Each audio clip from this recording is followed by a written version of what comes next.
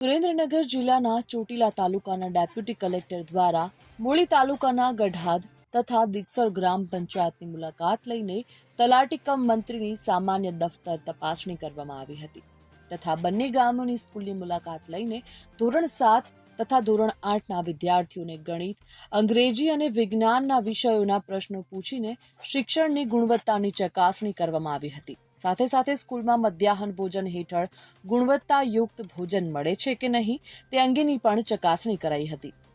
વાત કરવામાં આવે તો ગામની જમીન, ગામની વસ્તી, ઢોર પિયતના પાણીના સાધનો તથા અવારનવાર થતા રોગચાળા, પહોંચ બુક, ગામના નકશા અંગેરે વગેરેની માહિતી રાખવામાં આવે છે કે નહીં તેની પણ ચકાસણી કરવામાં આવી હતી।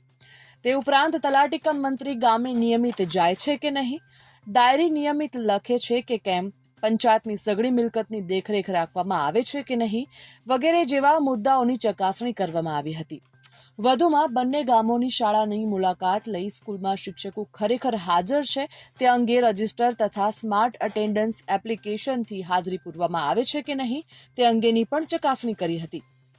સાથે સાથે મધ્યાહન ભોજન યોજનામાં સરકારશ્રી દ્વારા નક્કી કરવામાં આવેલ મેન્યુ મુજબ ભોજન અને નાસ્તો સ્કૂલમાં મળે છે કે નહીં તથા જેટલા વિદ્યાર્થીઓ ભોજન લે છે તેટલા વ્યક્તિઓની જ હાજરી પૂરવામાં આવે છે તે અંગેની ચકાસણી કરી વિદ્યાર્થીઓ સાથે તમામ શિક્ષકોએ પણ ભોજન લેવા સૂચના આપવામાં આવી।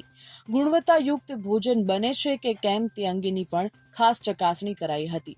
વધુમાં આ મધ્યાહન ભોજન યોજનાનો જથ્થો સ્ટોર રૂમમાં જ રાખવો, બહાર કોઈ સ્થળે ન રાખવા અંગેની પણ સૂચના અપાઈ હતી। Bureau report, Gujarat fight news.